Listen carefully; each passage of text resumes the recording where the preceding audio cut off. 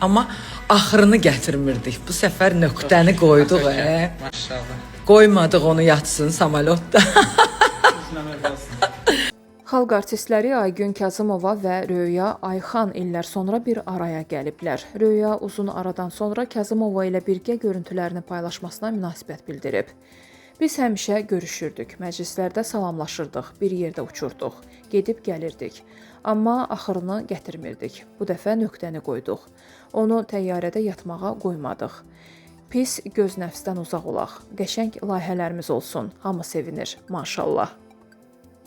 Çox gözəl. Çox sevindik. Biz həmişə görüşürdük. Biz tez-tez doğrudan məclislərdə salamlaşırdıq, bir yerdə uçurduq, gedirdik, gəlirdik. Xalq artisti Aygün Kazımova gündəmi zəbt edən həmkarı Röya Ayxanla olan fotolarına münasibət bildirib.